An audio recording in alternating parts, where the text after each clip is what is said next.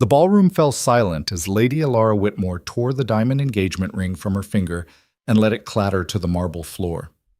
Every eye in London society locked onto her, the scandal already spreading like wildfire. Her father's face turned crimson with rage.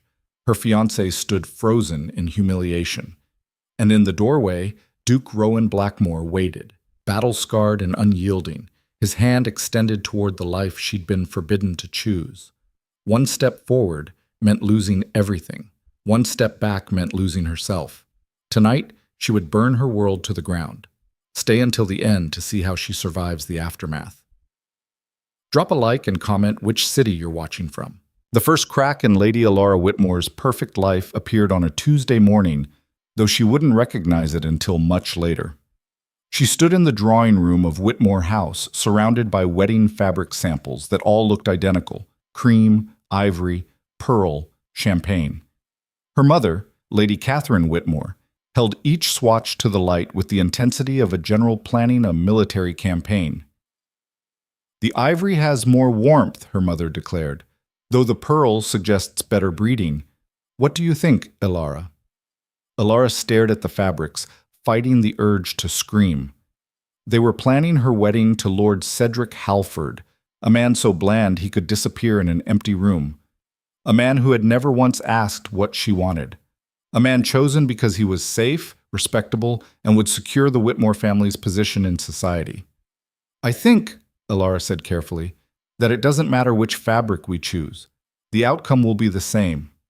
Her mother's sharp eyes snapped to her face. "That tone, Elara. I won't tolerate it. This marriage is the greatest opportunity of your life. Lord Halford is from one of the finest families in England. You should be grateful." Grateful. The word tasted like ash. Elara was 23 years old and had never made a single meaningful decision about her own life. Where she lived, what she wore, whom she married, all decided by others. She was a beautiful ornament in a gilded cage, admired but never free. "I'm grateful, Mother," she lied, the words automatic after years of practice. Lady Catherine studied her for a long moment, then nodded. "Good. Now, the wedding is in 3 months. We have much to accomplish. The guest list alone: Lady Whitmore." The butler appeared in the doorway. "The Duke of Blackmore has arrived." Elara's mother went rigid. "We are not receiving today." "He was quite insistent, my lady. He says it concerns Lord Whitmore's invitation to the veterans' benefit." Lady Catherine's lips pressed into a thin line. The Duke of Blackmore was not someone to dismiss lightly, even by her standards, a war hero, a man with the king's ear, and recently returned from years of brutal fighting on the continent. He was also, Elara had heard in whispered conversations, completely unsuitable for polite society. Too rough, too damaged, too real. "Show him to the study," her mother said coldly. "Elara, go upstairs. This doesn't concern you." But Elara didn't move. Something stirred inside her, a dangerous curiosity she'd learned to suppress. "I'd like to meet him," she heard herself say. Her mother's eyes widened. "Absolutely not. He is not appropriate company for an unmarried lady." "He's a duke, Mother. Surely his rank makes him appropriate company for anyone." The logic was flawless, and they both knew it. Lady Catherine's jaw tightened, but she couldn't argue without contradicting her own obsession with social hierarchy. 5 minutes, she said icily. "You will be polite, distant, and you will not engage in actual conversation. Am I understood?" "Perfectly." They moved to the study, where Lord Whitmore was already greeting their guest. Elara's first sight of Duke Rowan Blackmore stopped her breath. He was nothing like the soft, powdered men of London society. He stood well over 6 feet, his body hard with muscle earned through combat, not riding for sport. His dark hair was longer than fashion dictated, pulled back carelessly. A scar ran from his left temple to his jaw, pale against tanned skin that spoke of years under foreign suns. But it was his eyes that struck her, storm gray and utterly uncompromising. Eyes that had seen death and destruction and had refused to look away. When those eyes landed on her, Elara felt the impact like a physical blow. He didn't look at her the way other men did, with appreciation for her beauty but no real interest in the person beneath. He looked at her as if he could see straight through the carefully constructed facade to the trapped, desperate creature underneath. "Duke Blackmore," her father said with forced joviality. "May I present my daughter, Lady Elara Whitmore." "Elara, the Duke of Blackmore." Rowan bowed, a precise military movement without an ounce of the flourish society expected. "Lady Elara." His voice was rough, like gravel over silk. "Your Grace."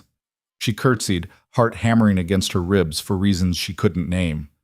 "The Duke has agreed to speak at the Veterans' Benefit next month," her father continued. "A great honor for our organization." "Those men deserve more than speeches," Rowan said bluntly.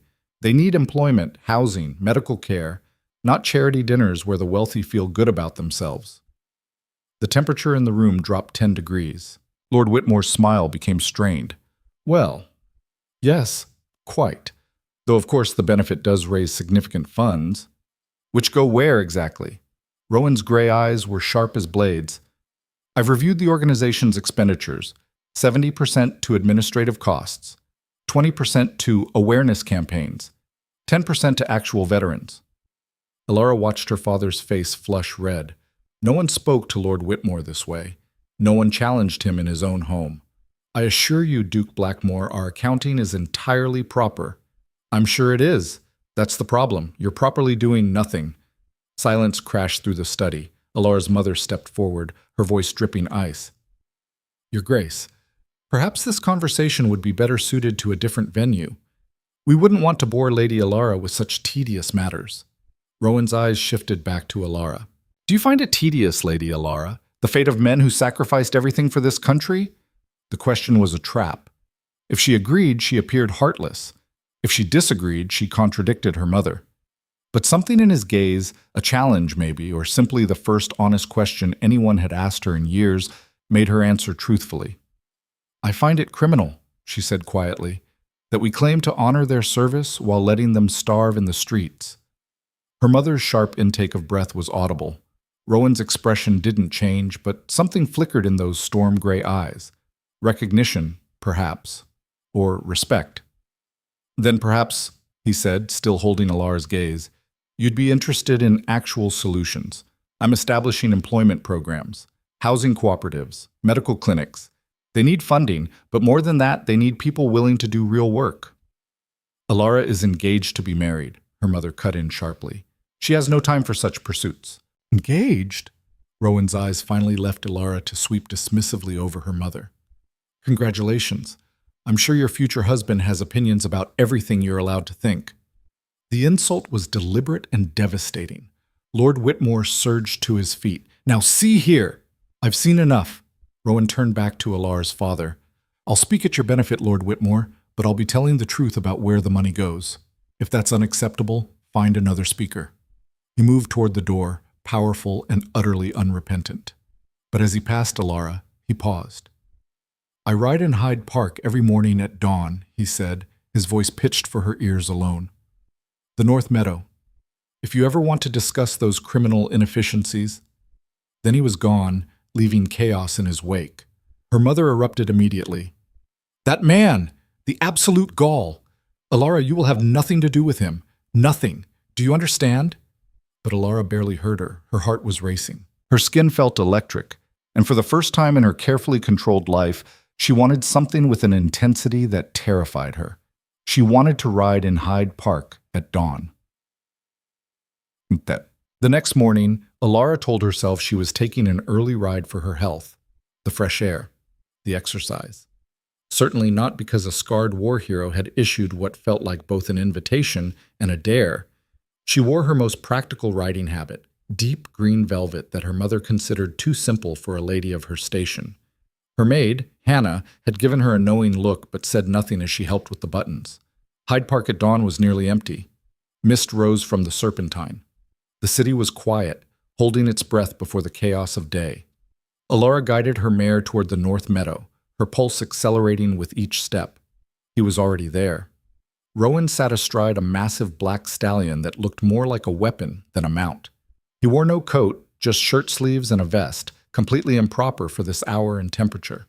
The morning light caught the scar on his face, making it stand out in sharp relief. He saw her immediately. "You came," he said as she approached. "Not surprised. stating a fact. I'm curious about your employment programs, Elara said, the excuse sounding weak even to her own ears. One corner of his mouth lifted. Are you? It wasn't a question. They rode in silence for several minutes, their horses matching pace. Elara was acutely aware of him, the easy power of his movements, the watchful intensity he carried like a second skin. Why did you really come? He asked, finally. The question was so direct it should have been offensive. Instead, it felt like freedom. Because you spoke to me like I had a brain, she admitted. Because you didn't pretend. Because... She hesitated, then pushed forward. Because I'm suffocating, and for 5 minutes in that study, I could breathe. Rowan reined his horse to a stop, turned to face her fully. That's the cage talking, he said. The one they've built around you since birth. Beautiful bars, comfortable prison, but still a cage. Elara's throat tightened. I don't have a choice. Everyone has a choice. Some just cost more than others. Easy for you to say. You're a man. A duke. You can do whatever you want. Can I? His laugh was harsh. You think I wanted to spend 5 years watching men die? Think I wanted these? He gestured to his scars. I made choices. They cost me everything. But they were mine. The words struck something deep inside her, a truth she'd been avoiding. My wedding is in 3 months, she said, to a man I don't love, don't even like.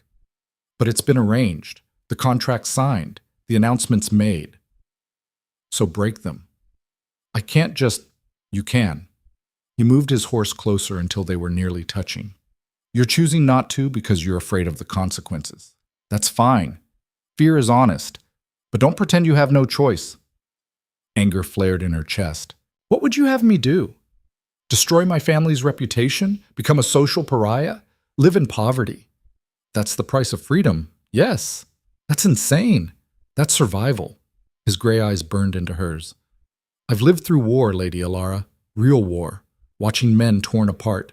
Holding friends while they bled out. You know what I learned? There are worse things than death. Living a life you hate is one of them. The rawness of his words left her shaken. I should go, she whispered. But she didn't move. Neither did he. Ride with me tomorrow, Rowan said. Not a request. A challenge. I shouldn't. No, you shouldn't, but you will. The certainty in his voice should have angered her. Instead, it sent heat rushing through her veins. Why are you doing this? She asked. Doing what? Pursuing me, challenging me. You don't even know me. His smile was slow and dangerous. I know enough. I know you're smarter than you pretend to be. Stronger than they've allowed you to be. And so fucking desperate for something real that you're about to marry a man you despise just to fill the emptiness. The truth of it hit like a slap. You're cruel, she breathed. I'm honest. There's a difference. Elara gathered her reins, preparing to flee. Tomorrow, Rowan said again. Same time. Unless you're too afraid. She should have denied it. Should have told him she'd never see him again. Instead, she met his eyes and said, I'll be here. Then she rode away before she could change her mind, her heart pounding, and her carefully constructed world already beginning to crack. She returned every morning for a week. They talked about everything and nothing. He told her about the war, not the sanitized version society preferred, but the brutal reality. The fear, the loss, the moments of unexpected beauty in the midst of horror. She told him about her cage, the suffocating expectations, the constant performance of being the perfect daughter, the perfect lady, the perfect future wife. Why did you agree to marry him? Rowan asked on the 5th morning. They were walking their horses along the Serpentine, the water mirror still in the early light. Elara considered lying, but Rowan had a way of stripping away her defenses with nothing more than a look. Because I was tired of fighting, she admitted.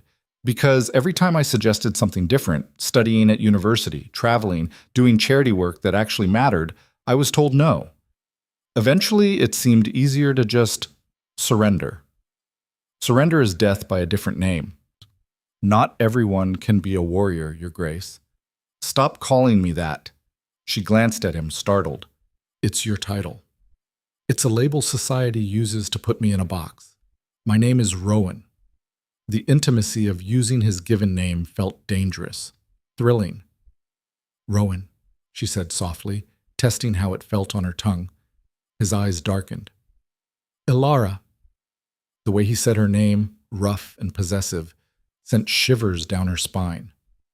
This is improper, she whispered. Yes. People would be scandalized if they knew we were meeting. Probably. I'm engaged to another man. I know. He moved closer, his horse pressing against hers. Do you want me to stop? She should say yes, should end this before it went any further, but she was so tired of should. No, she breathed. Rowan reached out and caught her hand. His palm was rough with calluses, warm and strong. Then don't marry him, he said. Don't spend the rest of your life wondering what if. It's not that simple. It's exactly that simple. You're just making it complicated because complicated gives you an excuse to stay safe. The accusation stung because it was true. What are you offering me? She demanded. Romance? Love? A different kind of cage? I'm offering you a choice, maybe for the first time in your life. A choice to do what? Ruin myself for a man I barely know? A choice to live. His grip on her hand tightened. I'm not asking you to marry me, Elara. I'm asking you to save yourself. Tears burned behind her eyes. And if I can't, then I'll watch you walk into that cage and close the door behind you. But I won't lie and tell you it's the right choice. She pulled her hand away, heart aching. I need to think. Then think. But Elara? He waited until she met his eyes. Think about what you want. Not what they want. Not what's safe or proper or expected. What you want. She fled then, riding hard across the meadow, as if she could outrun the truth he'd forced her to face. But she couldn't. That night, lying in her bed in Whitmore House, Elara stared at the ceiling and finally asked herself the question she'd been avoiding. What did she want? Not marriage to Cedric, certainly. Not this life of endless empty balls and meaningless conversations. But what did she want? The answer came with devastating clarity. She wanted to feel alive. She wanted to make choices that mattered. She wanted to burn bright instead of dimming herself to make others comfortable. And she wanted Rowan Blackmore with an intensity that terrified her. The next morning, she rode to Hyde Park with her decision made. Rowan was waiting in the North Meadow, as he had been every day. But this time, when she approached, she didn't stop at a safe distance. She rode right up to him, close enough to see the flecks of silver in his gray eyes. I want 3 weeks, she said. His eyebrows rose. 3 weeks? Before the wedding, I want 3 weeks to decide what I really want. No interference from my family, no expectations, just freedom. And what happens in 3 weeks? Either I marry Cedric as planned, she forced herself to hold his gaze, or I choose something else. Something else? Rowan repeated slowly. Meaning? Meaning I don't know yet, but I want the chance to find out. A slow smile spread across his face, fierce and approving. 3 weeks then, starting now. Starting now, she agreed. And with those words, Elara Whitmore stepped off the cliff and into freefall, with no idea if anyone would catch her. But for the first time in her life, she didn't care. She was finally, terrifyingly, gloriously free. The first week of freedom tasted like rebellion and honey. Rowan took her places no proper lady should go. Not ballrooms or garden parties, but the real London, the one hidden beneath society's glittering surface. They visited the veterans' clinic he'd established in Southwark, where men missing limbs learned trades that would keep them from the streets. Elara watched a former cavalry officer who'd lost his right arm master woodworking with his left, his face blazing with pride at his first finished chair. This is what your father's charity should fund, Rowan said as they walked between workbenches. Not champagne and speeches. Elara studied the men's faces, scarred, weathered, alive with purpose. How much does this cost to operate? More than I have, less than your father wastes on a single ball. The math was damning. That night at dinner, she tried to raise the subject with her parents. Lord Whitmore dismissed it before she'd finished her first sentence. The Duke is a war hero, but he doesn't understand society, her father said, cutting into his beef. These matters require delicacy, proper channels. The proper channels are failing, Elara countered. Men are dying while we debate protocols. Her mother's fork clattered against fine china. Elara, this is not appropriate dinner conversation. Why not? Are we too delicate to discuss reality? You are too delicate, her mother said icily, to be gallivanting around Southwark with a man who is not your fiancé. Yes, I know about your little excursion. Did you think the servants wouldn't talk? Elara's stomach dropped. I was doing charity work. You were making a spectacle of yourself. With Duke Blackmore of all people. Lady Catherine's eyes were hard as diamonds. The man is damaged, Elara. War has broken something inside him. He's not suitable company. He's doing more good than any of us. He's dangerous, her father interjected. I've made inquiries. The Duke refuses to follow social conventions. He's insulted half the House of Lords. He lives like a hermit in that crumbling estate up north. The man is barely civilized. Perhaps civilization is the problem, Elara said quietly. The silence that followed was arctic. Lord Whitmore set down his utensils with deliberate precision. You will cease all contact with Duke Blackmore immediately. You will focus on your wedding preparations, and you will remember who you are, a Whitmore, not some common girl free to chase romantic fantasies. I'm not chasing. Enough. Her father's voice cracked like a whip. This discussion is over. You're confined to the house until the engagement ball next week. No rides, no visits, no contact with anyone I don't approve. Elara's hands clenched beneath the table. You can't imprison me. I'm protecting you, he said. From yourself, apparently. She wanted to scream, to throw her plate against the wall, to tell them that their protection felt like suffocation. Instead, she stood with shaking dignity. May I be excused? Her mother waved a dismissive hand. Elara walked from the dining room with her head high and her heart breaking. In her bedroom, Hannah was waiting with sympathy in her eyes. They've posted a footman outside your door, my lady, the maid said softly, and another at the servants' entrance. So I'm truly a prisoner.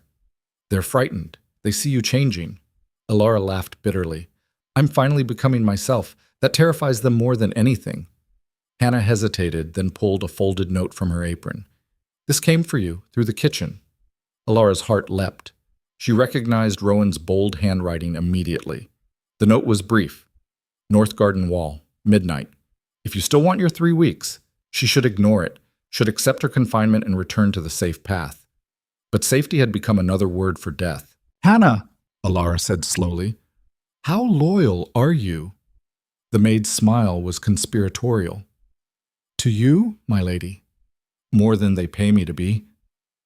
At midnight, dressed in her darkest cloak, Elara slipped through passages she'd explored as a child. The footman outside her door remained oblivious, watching an empty bed stuffed with pillows. The north garden was silver with moonlight. And there, waiting by the wall, was Rowan. He looked like something from a dark fairy tale, all shadows and sharp edges and barely restrained power. You came, he said. Did you doubt it? No. He reached down from his horse, offering his hand. But I'm glad nonetheless. She grasped his hand and let him pull her up behind him. The intimacy of it, her arms around his waist, her body pressed against his back, sent heat racing through her veins. Where are we going? Somewhere they can't cage you. They rode through London's sleeping streets, heading east toward the river. The city transformed as they traveled, grand townhouses giving way to warehouses and docks, perfume replaced by salt and fish and industry. Rowan finally stopped at a building overlooking the Thames. Candlelight flickered in upper windows. What is this place? Elara asked as he helped her down. Freedom, he said, in the form of artists, writers, and people who refused to be what society demanded. He led her up narrow stairs to a large loft filled with people. A woman in men's trousers painted at an enormous canvas. 2 men argued passionately about poetry in the corner. Someone played violin while others danced without any of the rigid formality Elara knew. Rowan! A striking woman with wild red hair swept toward them. You brought a guest. Elara, this is Iris Chen. She's a sculptor. And a scandal, Iris added cheerfully. She studied Elara with shrewd eyes. You're that Whitmore girl, the one marrying Lord Boring. Lord Halford, Elara corrected automatically. Same thing. Iris grinned. Come, let me show you what women can do when they stop pretending to be decorative. The next hours were a revelation. Iris and her friends lived on their own terms, creating art, writing books, loving whom they chose. Some were wealthy and had been disowned. Others came from nothing and were building something extraordinary. Society will never accept us, Iris said as she worked clay beneath her strong fingers. So we stopped seeking acceptance. We just live. But how do you survive? Without family support or... We work. We sell our art. We help each other. Iris shaped the clay with sure movements. It's harder than the life you know, much harder. But it's ours. Elara watched the sculpture take shape, a woman breaking free from stone chains. They think I'm broken, Rowan said quietly beside her. Too damaged for polite society. They're probably right. War changes you. You can't watch men die and come back the same. How do you bear it? Elara asked. The memories? I don't bear them alone. I build things, help people, try to make something good from all that death. He turned to face her fully. That's what they don't understand. I'm not damaged. I'm awake. I've seen what really matters, and their games bore me to death. And what really matters? His gray eyes held hers, living like you mean it, choosing what you fight for, building something real instead of pretending. Is that what you're doing with me? Building something real? I'm showing you what's possible. What you do with that knowledge is your choice. Before she could respond, shouting erupted from the street below. Rowan moved to the window, his body going tense. Damn! What is it? Constables. Someone must have reported the gathering. He turned to Iris. Back exit? Blocked. They're smart tonight. Panic fluttered in Elara's chest. If she was found here, the scandal would destroy everything. Her family's reputation, Cedric's family's willingness to proceed with the marriage, her own small freedoms. We need to get you out, Rowan said, his voice calm despite the chaos. If they find you here... I know, she forced herself to think. Is there a roof access? Iris pointed to a narrow ladder. Leads to the rooftop, but it's a long drop to the next building. How long? 6 feet? Maybe 7? Rowan's jaw tightened. Too dangerous. More dangerous than being caught here? Elara was already moving toward the ladder. I'm not helpless, Rowan. Stop treating me like I am. Something fierce and approving flashed in his eyes. Then let's go. They climbed to the roof with the sounds of constables entering the building below. The gap to the next building yawned in the darkness, wide enough to break bones if she fell. I'll go first, Rowan said, then catch you. No. Elara gathered her skirts. If I fall, you can't catch me from the other side. We go together. Elara, together, or I stay and face the consequences. He studied her for a long moment, then nodded. On 3. 1. She jumped on 2, launching herself across the gap before fear could paralyze her. For one heart-stopping moment, she flew through empty air, the street a deadly drop below. Then she landed hard on the opposite roof, rolling with the impact. Pain shot through her shoulder, but she was across, alive, triumphant. Rowan landed beside her a second later, his movement far more controlled. You jumped early, he said. I know. She was breathing hard, adrenaline singing through her veins. Thinking about it would have stopped me. He laughed, a real laugh, rough and genuine. You're either very brave or completely insane. Can I be both? They made their way across 3 more rooftops before descending to street-level blocks away from the raid. Elara's dress was torn, her hair wild, her shoulder throbbing. She had never felt more alive. I should get you home, Rowan said. Not yet. She caught his arm. I don't want this night to end. Elara, please, just a little longer. He searched her face, then led her to a small park overlooking the Thames. Dawn was beginning to break, painting the sky in shades of gold and pink. They sat on a bench, close enough that their shoulders touched. In 2 weeks, they'll announce my engagement publicly, Elara said quietly. The ball, the ceremony. After that, breaking it off becomes impossible without destroying both families. So don't let it get that far. How? The word came out anguished. I have no money of my own, no property, no skills to support myself. If I refuse the marriage, my father will cut me off entirely. I'll have nothing. You'll have yourself. Easy to say when you have a title and estates, and I had nothing once. His voice went hard. My father drank away most of the family fortune. I inherited debt and a crumbling manor. The army gave me purpose, but it took everything else. Every friend I made, I watched die. When I came back, I had this title and not much else. Elara turned to look at him. How did you rebuild? Slowly, painfully. I sold artwork I inherited, rented out lands, made investments everyone said would fail. He met her eyes. But I did it my way, not the way society expected. And yes, they call me damaged and unsuitable and too rough for polite company. I stopped caring what they think. I want to stop caring, she whispered, but I don't know how. You start by making one choice that's yours, then another, then another. Eventually, you've built a life they can't touch. And what if I'm not strong enough? Rowan reached out and cupped her face, his palm warm against her cheek. You jumped across a rooftop in the dark rather than let them catch you. You're stronger than you know. The tenderness in his touch made her throat tight. Rowan, I'm not asking for promises, he said. I'm not demanding you choose me, but choose something, Elara.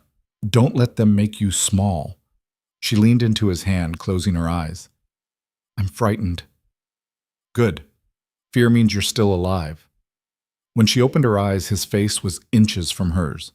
She could see the individual scars, the silver in his gray eyes, the barely controlled hunger in his expression. Tell me to stop, he said roughly. No. He kissed her then, not gently, but like a man who'd been holding back too long, like fire meeting gasoline, like the end of everything safe and the beginning of something terrifying. Elara kissed him back with equal desperation, her hands fisting in his shirt. This was nothing like the chaste kiss Cedric had given her when they'd formalized the engagement. This was raw and real and utterly improper. This was everything she'd been taught to fear. And she wanted more. When they finally broke apart, both breathing hard, Rowan rested his forehead against hers. You need to decide, he said. Soon, before it's too late. I know. And Elara? He pulled back enough to meet her eyes. Whatever you choose, I'll respect it. But choose for yourself. Not for them. Not even for me. For yourself. The sun was fully risen now, London waking around them. She needed to get home before her absence was discovered. But as Rowan helped her back onto his horse, Elara knew something fundamental had shifted. She'd crossed more than rooftops tonight. She'd crossed into territory from which there was no safe return. The question was whether she had the courage to keep going. The next week was warfare disguised as wedding planning. Her mother intensified security, determined to keep Elara isolated until the engagement ball. But Elara had Hannah, who smuggled notes in and out. And she had her own growing defiance. The Duchess wants the floral arrangements changed, her mother announced at breakfast 3 days later. Then the Duchess can change them, Elara said calmly.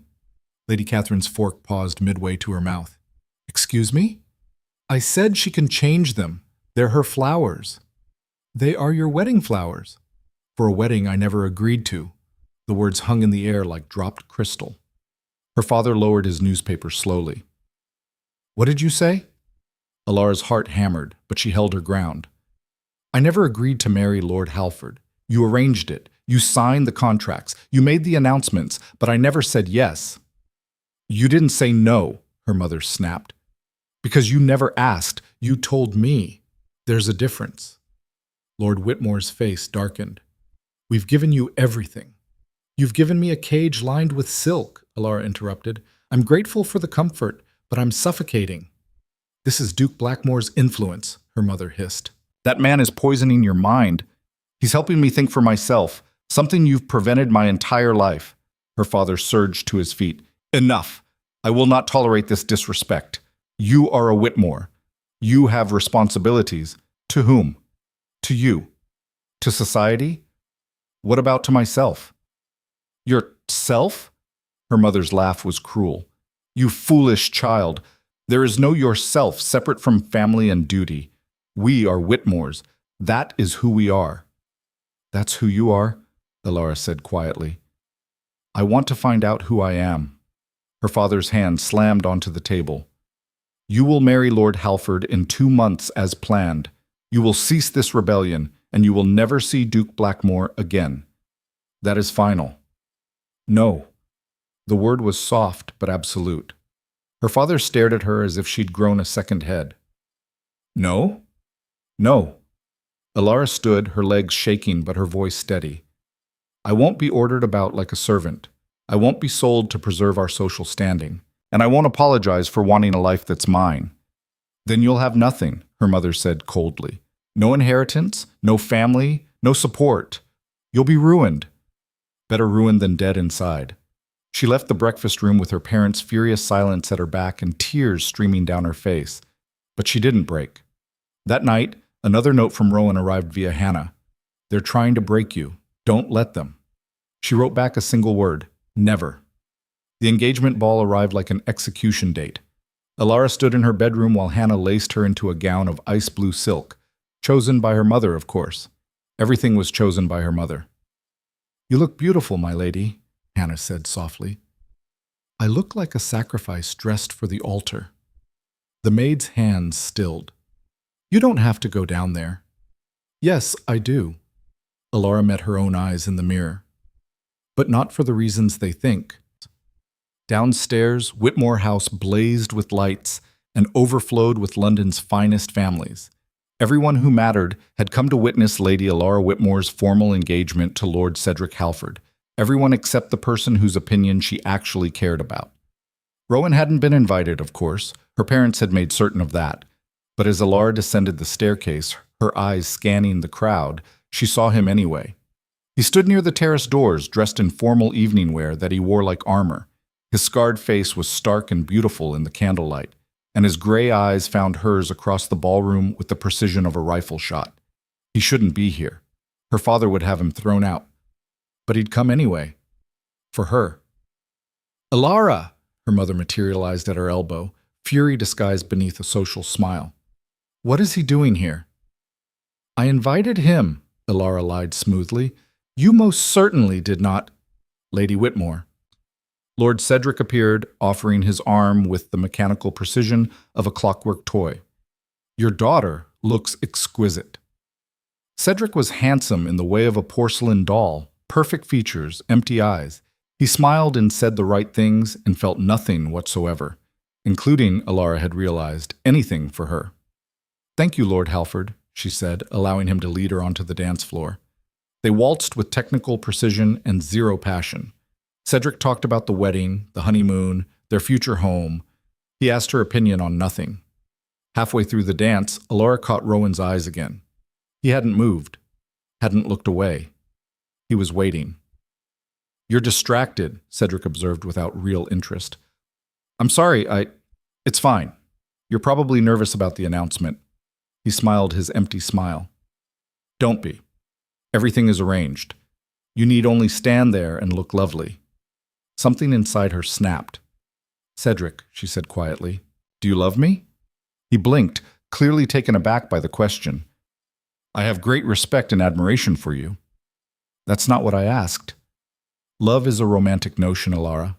What we have is better: compatibility, shared social standing, mutual benefit to our families. But do you feel anything for me? Anything at all? He looked genuinely puzzled. I feel everything appropriate for a man in my position to feel for his future wife. And there it was. The truth she'd been avoiding.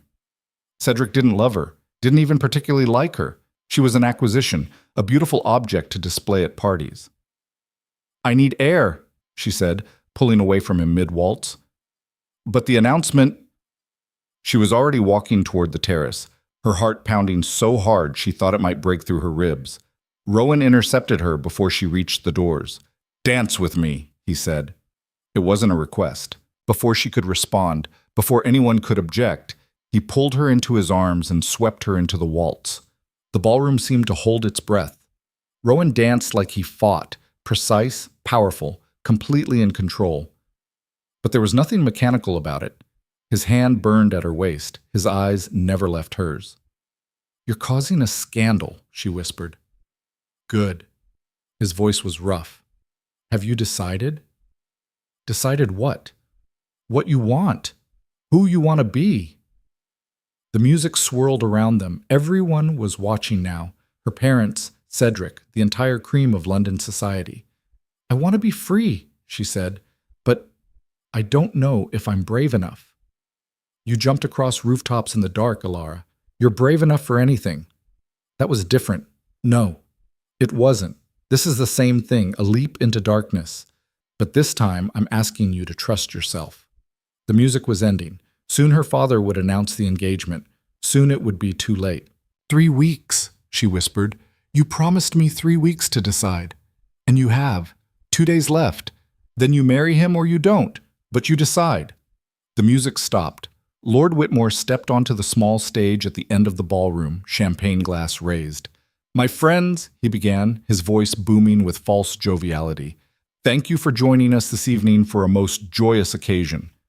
Elara's mind raced. 2 days. 48 hours. Was that enough time to find the courage to destroy her entire world? Rowan's hand tightened on hers. Elara, look at me. She did. You already know what you want, he said quietly, for her ears alone. Stop waiting for permission to choose it. The formal engagement of my daughter, Lady Elara Whitmore, to Lord Cedric Halford. Time seemed to slow. Elara saw everything with crystalline clarity. Her mother's triumphant smile, Cedric's bland satisfaction, the faces of society arranged in perfect judgment, and Rowan looking at her like she was the only person in the room who mattered. I can't do this, she whispered. Then don't. In 2 months' time, they will be married, uniting our 2 great families. Elara's breath came short and sharp. The room felt too hot, too small, too full of people deciding her fate. She pulled away from Rowan and walked toward the terrace on legs that threatened to give out. Behind her, her father continued his speech, oblivious to her exit. On the terrace, she gripped the stone balustrade and gulped night air. Footsteps behind her. She knew without looking it was Rowan. 2 days, he said again. Choose. And if I choose wrong? There is no wrong, only what you can live with. She turned to face him, this scarred war hero who'd somehow seen her when no one else bothered to look. If I choose you, what happens? I don't know. We figure it out together. That's not an answer. It's the only honest one I have. He moved closer until she could feel the heat of him. I can't promise you safety or comfort or society's approval. I can promise you freedom, choice, a partnership where your voice matters as much as mine. My parents will disown me. Probably. Society will destroy me. They'll try. I'll have nothing. You'll have yourself. And if you want it, you'll have me. The honesty of it left her breathless. Inside, the crowd applauded her father's speech. Soon they'd notice her absence. Soon Cedric would come looking for his dutiful bride. I need time to think, she said. You have 2 days. Use them. Then he kissed her, hard and claiming and completely improper, and walked away, leaving her alone with the most important decision of her life. Behind her, the ballroom doors opened. Her mother's voice cut through the night like a blade. Elara, where have you... Lady Catherine stopped dead. Were you just... Was Duke Blackmore... Did he kiss you? Elara turned slowly to face her mother's horror-stricken face, and for the first time in her life, she didn't apologize. Yes, she said simply. Her mother's face went white, then red. You little fool! Do you have any idea what you've done? I've lived, Elara said. For the first time in my life, I've actually lived. Then she walked past her mother, through the ballroom full of shocked faces, up the stairs to her bedroom. She locked the door, pulled the engagement ring from her finger, and set it on her dresser. 2 days. 48 hours to decide between the life she knew and the life she wanted. The cage was unlocked. Now she just had to find the courage to walk through the door. The diamond ring sat on her dresser like an accusation, catching the candlelight and throwing fractured rainbows across the walls of her bedroom prison. Elara didn't sleep that night. She paced, wearing a path in the Persian carpet, her mind a battlefield of warring desires and duties. Outside her locked door, she heard the murmur of voices. Her parents, no doubt strategizing how to contain the damage she'd done. A scandal at her own engagement ball. A public kiss with another man. The gossip would spread through London like wildfire. By morning, she'd be ruined anyway. The thought should have terrified her. Instead, it felt strangely liberating. Dawn crept through her windows, gray and cold. Elara hadn't changed from her ball gown. She looked like a ghost of the perfect daughter she was supposed to be. Hair disheveled, dress wrinkled, eyes ringed with shadows. The door rattled, her father's voice tight with rage. "Elara, open this door immediately." She remained silent. "I know you're in there. We need to speak about last night's incident." Incident, as if her entire life unraveling could be summarized so cleanly. "There's nothing to discuss," she called back. "Open this door." "No." The silence that followed was more terrifying than his anger. Then footsteps retreating. The house went quiet. Too quiet. Hannah slipped in an hour later through the servants' passage, her face pale with worry. "My lady, they've called for the doctor. They're telling everyone you've had a nervous collapse, that you're not well." Elara's blood ran cold. "What?" "Lord and Lady Whitmore. They've sent word to Lord Halford's family that you're suffering from hysteria, female troubles. They're saying last night's behavior was due to illness, not choice. The cage wasn't just locked now. They were trying to convince the world she was mad." "They can't do that." Hannah's eyes were pitiful. "They already have. The doctor arrives within the hour. And my lady—" She hesitated. "I overheard your father speaking with Lord Halford. They're moving the wedding forward, 2 weeks instead of 2 months. 2 weeks. The walls seemed to close in. They were accelerating everything, using her supposed illness as excuse to rush her to the altar before she could cause more damage. "I need to leave," Elara said. "Now. They've locked all the doors, posted men at every exit." "Then I'll use the window." Hannah looked at the 3-story drop and blanched. "You'll kill yourself." "Better than the alternative." Elara was already tearing her ball gown, fashioning the silk into makeshift rope. Her hands shook, but her mind was crystalline with clarity. She'd jumped across rooftops. She could climb down a wall. "Help me tie this to the bedpost." Hannah stared at her for a long moment, then moved to help. "Where will you go?" "To the one person who won't think I'm insane for wanting to choose my own life." They worked quickly, knotting the silk into a precarious rope. Voices echoed from the hallway, the doctor arriving, her mother's explanation of her daughter's delicate condition. "If they catch you climbing down," Hannah whispered. "They won't. They think I'm a helpless, hysterical woman. They won't expect this." Elara threw her makeshift rope out the window. It didn't reach the ground, but it got her close enough to the garden trellis below, close enough to survive. "Hannah, thank you for everything." The maid's eyes glistened. "Be brave, my lady. Be free." Elara climbed over the windowsill, her heart hammering against her ribs. The silk rope creaked ominously under her weight. Below, the garden seemed impossibly far away. "Don't think, just move." She descended hand over hand, the silk cutting into her palms.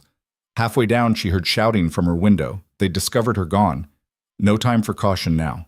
Elara let go of the silk and dropped the remaining 10 feet, landing hard in a rosebush. Thorns tore through her dress, cutting her skin.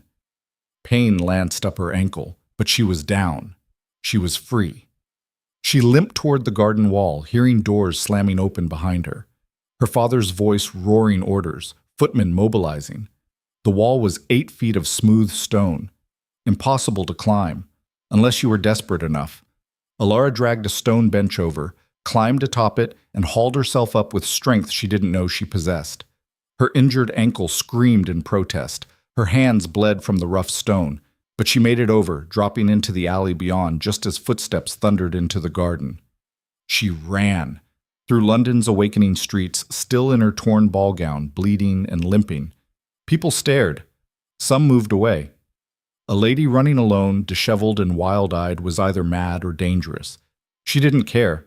She knew where she was going. Rowan's London townhouse was in Mayfair, deliberately close to the society that rejected him. She pounded on the door with bloody fists, gasping for breath. The door opened. A stern-faced butler took one look at her and called over his shoulder, "Your Grace, you have a visitor." Rowan appeared in shirt sleeves, his hair still damp from washing. When he saw her, his expression shifted from surprise to fury. What happened? He pulled her inside, his hands checking her for serious injuries. "You're bleeding. Your ankle." "They locked me in," she gasped out. "Called me hysterical. They're moving the wedding to 2 weeks. I climbed out the window." His eyes went dark as storm clouds.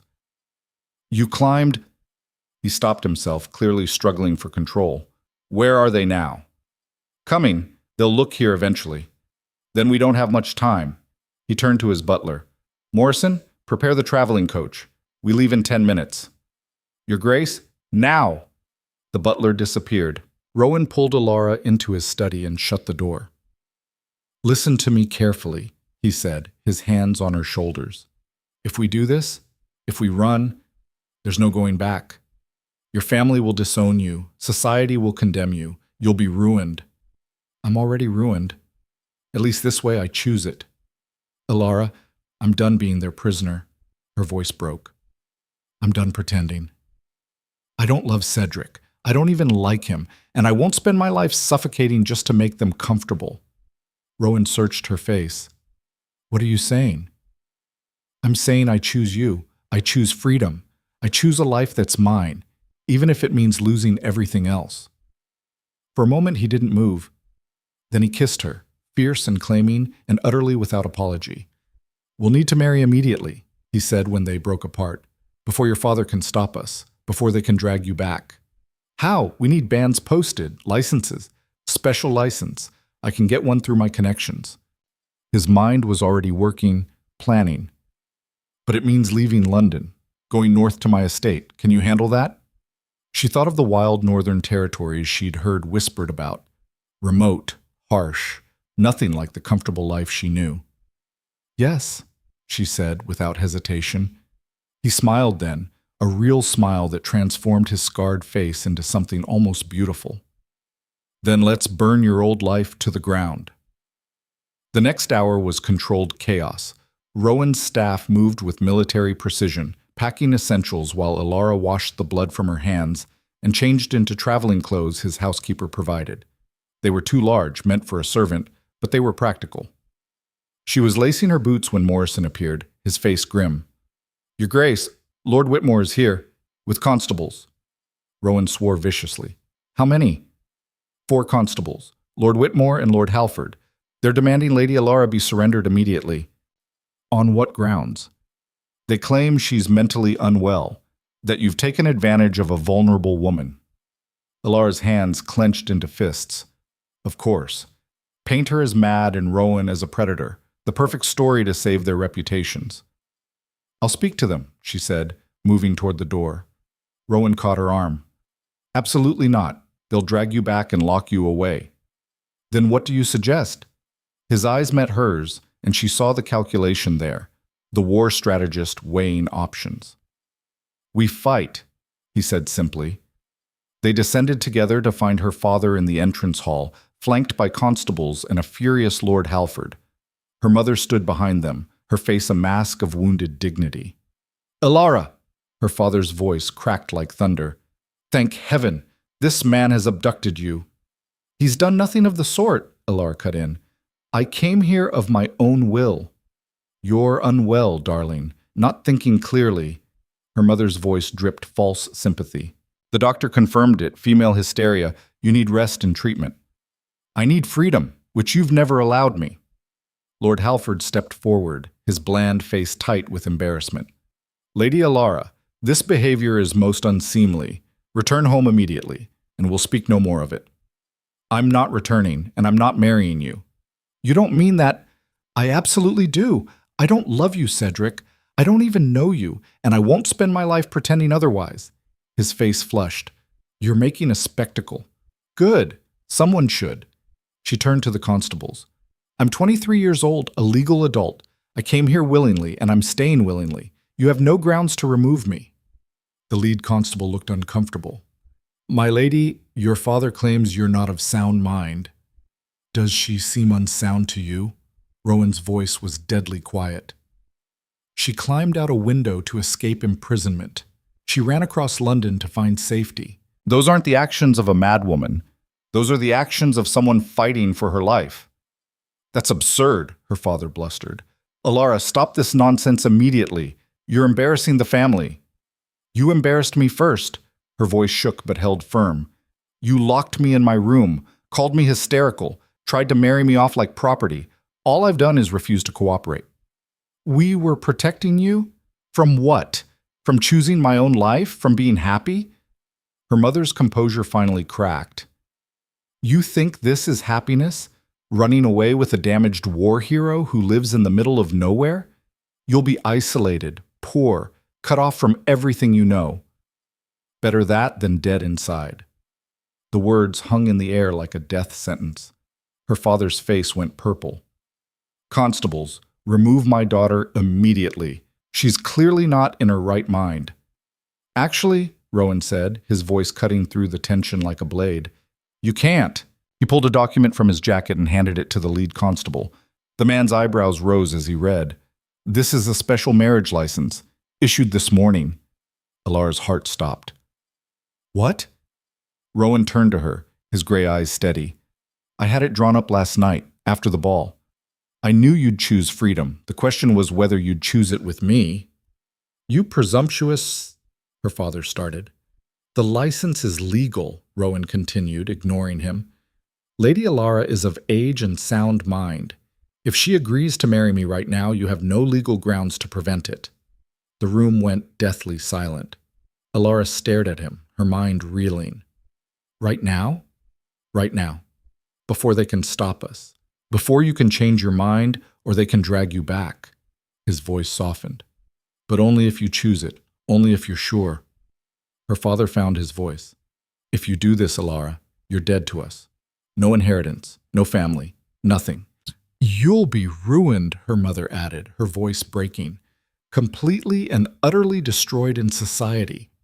Lord Halford stepped forward, his pride clearly wounded. I'll withdraw my offer. The humiliation of this, there's no recovering from it. They were giving her one last chance to surrender, to return to the cage and close the door. Elara looked at each of them in turn, her father, red-faced with rage, her mother, brittle with disappointment. Cedric, more concerned with his embarrassment than her well-being. Then she looked at Rowan, scarred and dangerous, and offering her the only thing that mattered, choice. Do you have a clergyman? She asked. His smile was slow and fierce. In my chapel. Waiting. Then let's do it. Her mother gasped. Her father roared.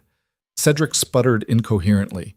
But Rowan took her hand and they walked through the townhouse to his private chapel, leaving her old life screaming behind them. The ceremony was brief and brutal in its simplicity. No flowers. No music. No guests except Morrison and the housekeeper as witnesses. The clergyman spoke the words with nervous speed, clearly aware of the furious family waiting outside. Do you, Elara Catherine Whitmore, take this man? I do. And do you, Rowan Edward Blackmore? I do. Then by the power vested in me, I pronounce you man and wife. Just like that, it was done. Elara was no longer Lady Elara Whitmore. She was the Duchess of Blackmore, wife to a war hero, and completely, irrevocably ruined in the eyes of society. She had never felt more alive. They emerged from the chapel to find her family still in the entrance hall, but their fury had cooled to icy rage. You've made your choice, her father said, his voice dead. Live with it. You are no longer my daughter. You are nothing to this family. The words should have broken her. Instead, they felt like the final lock breaking on her cage. Goodbye, father. Her mother looked at her with something that might have been pain beneath the anger. You'll regret this. When the passion fades and you're left with nothing, you'll remember what you threw away. I threw away a prison, Elara said quietly. I'm keeping my soul.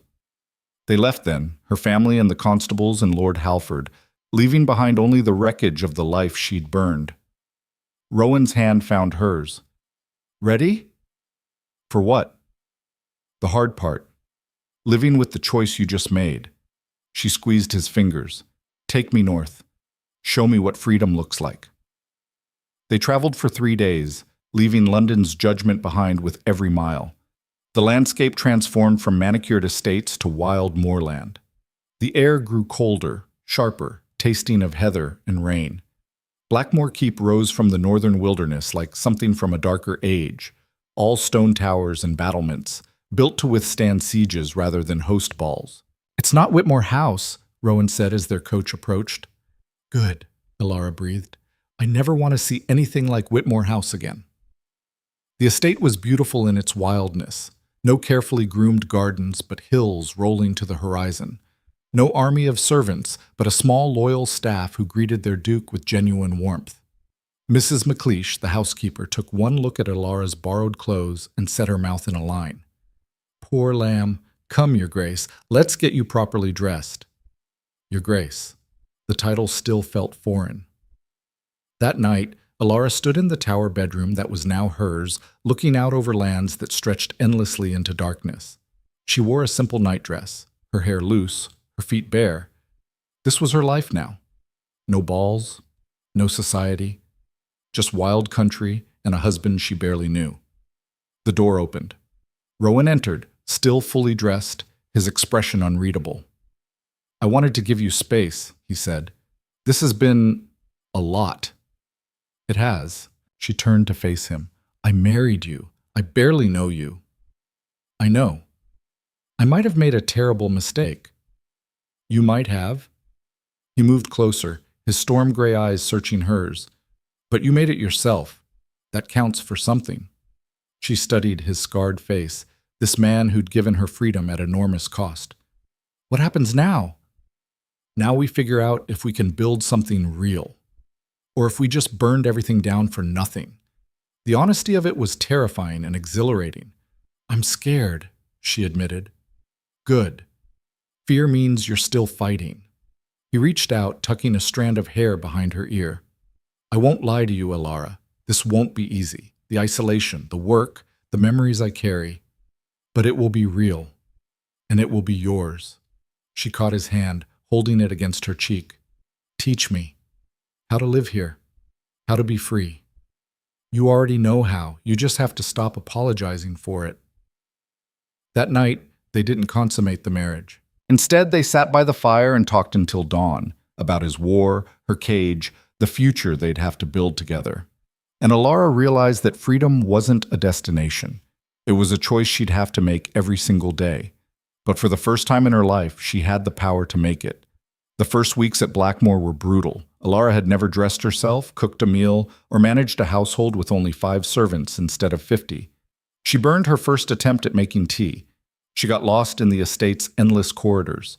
She cried herself to sleep, missing the familiar comfort of her old life. But she didn't break. Rowan gave her space to struggle, offering help only when asked.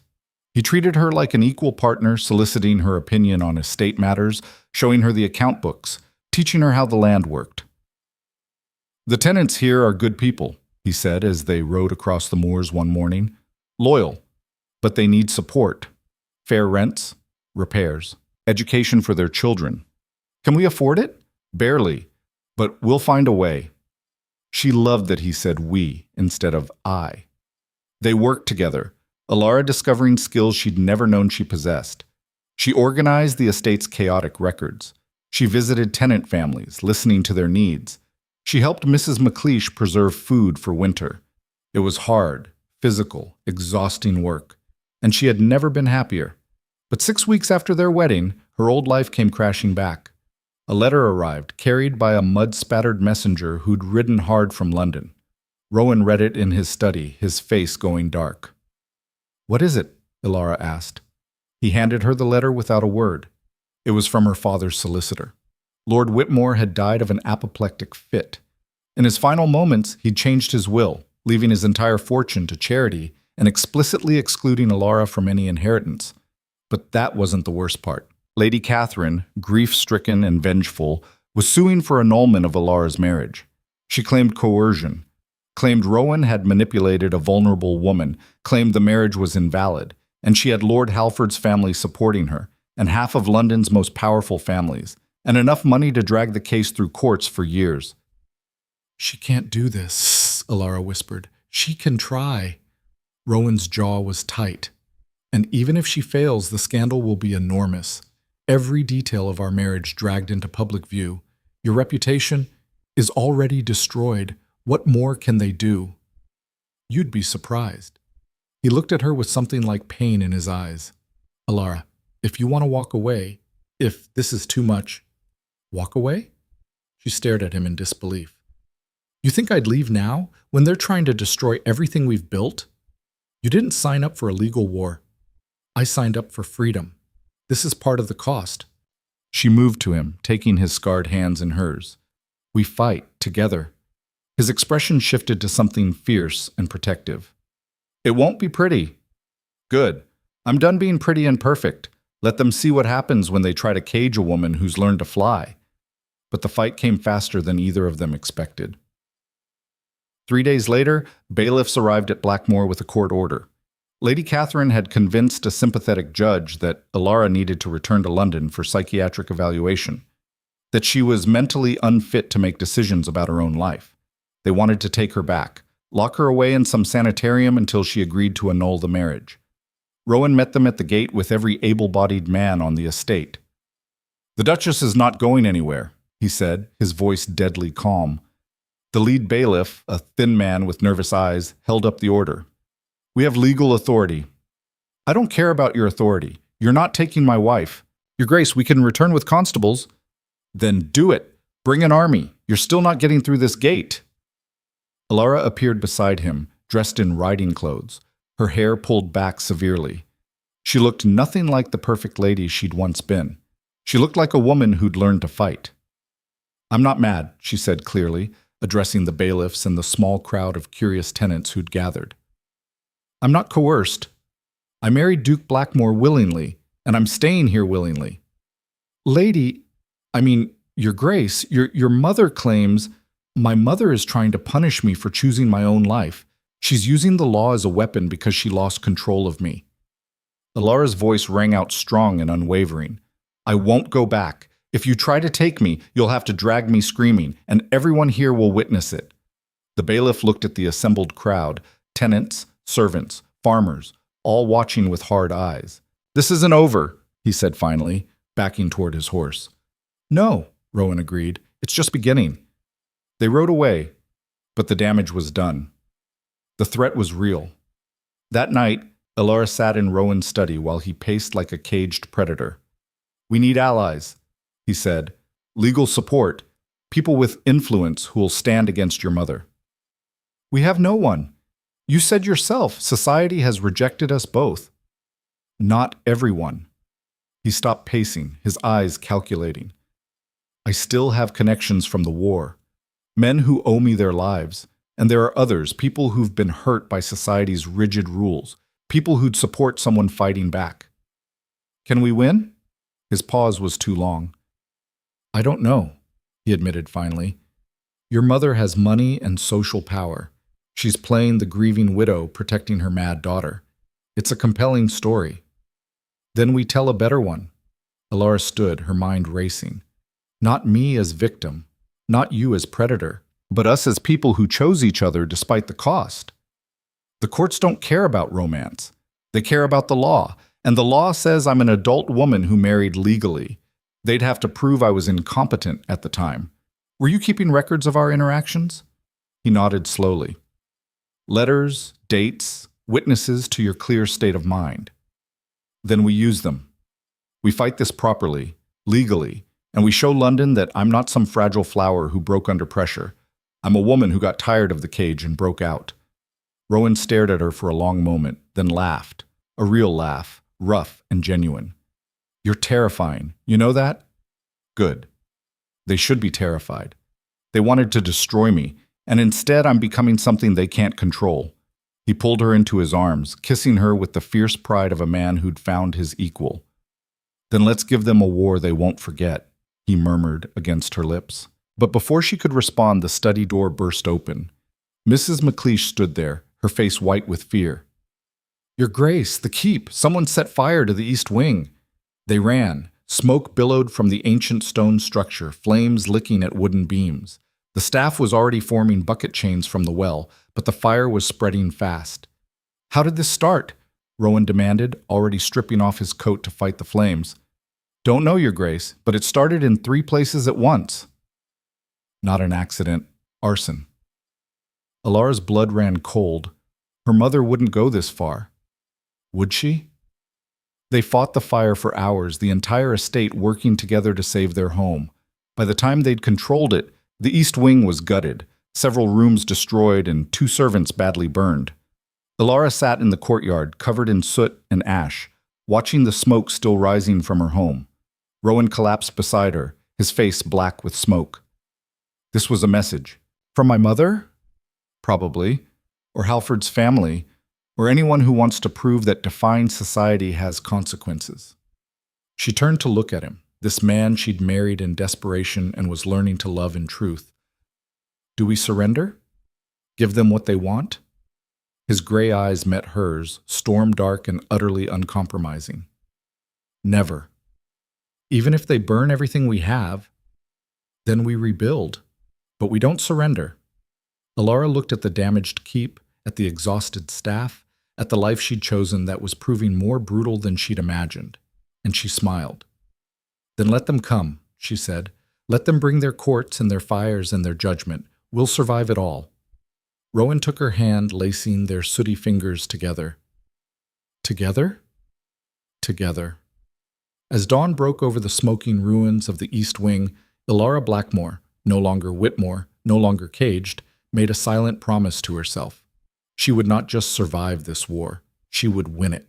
And in winning, she would prove that freedom was worth any price, even if that price was everything. The morning after the fire, Elara stood in the ruins of the East Wing and made a decision that would change everything. "We're not hiding anymore," she told Rowan, her voice cutting through the smoke-tainted air. "If they want a war, we give them one, but we fight it on our terms." He turned from surveying the damage, his soot-stained face showing surprise. "What are you proposing?" "We go public. Tell our story before they can twist it.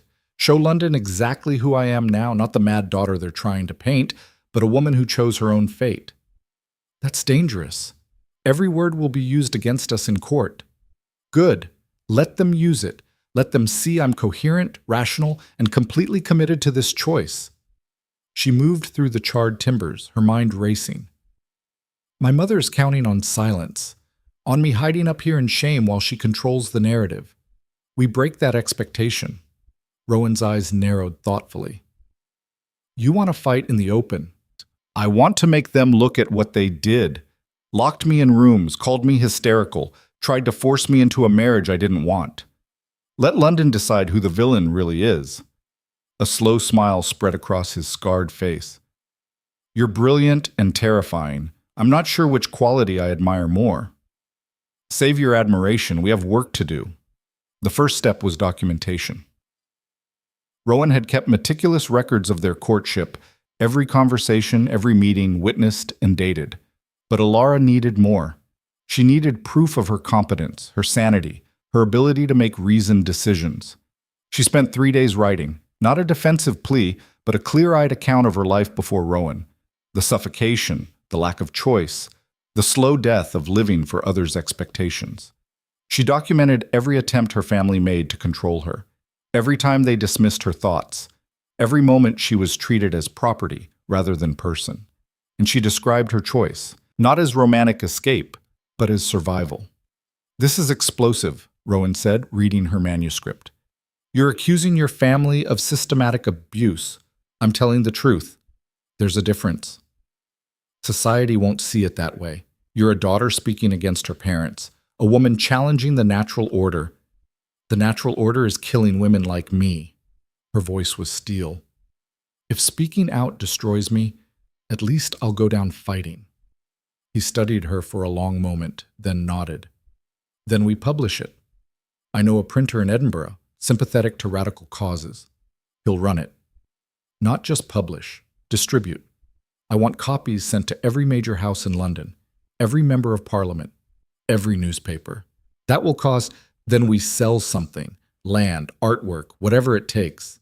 She met his eyes. We're already ruined, Rowan. We might as well make it count. Within a week, her account, titled simply The Cage, was being read across England. The reaction was immediate and violent. Half of London society condemned her as an ungrateful, hysterical woman attacking her grieving mother. Ladies at tea parties burned copies in their fireplaces. Ministers preached sermons about the dangers of female independence. But the other half, the younger daughters watching their own freedom slip away, the widows who'd survived controlling husbands, the men who'd seen the system's cruelty, they read it and recognized truth. Letters began arriving at Blackmore, dozens at first, then hundreds. "Your Grace," wrote one young woman, "I wept reading your words. I am engaged to a man chosen by my father. I thought I had no choice. You've shown me I do." "My daughter died in childbirth at 19, wrote a mother, married to a man twice her age. She begged me to help her refuse. I told her it was her duty. I've regretted it every day since. Thank you for your courage." Even some men wrote. Veterans who'd served with Rowan and understood his rejection of society's empty protocols. Younger sons tired of primogeniture's tyranny. Men who'd watched sisters and daughters crushed by expectations. The tide was shifting, slowly, painfully, but shifting. Lady Catherine struck back with fury. She published her own account, painting Elara as mentally fragile, seduced by a damaged war hero who'd taken advantage of her weakness. She produced letters from doctors who'd never examined Elara, but were willing to speculate about her mental state.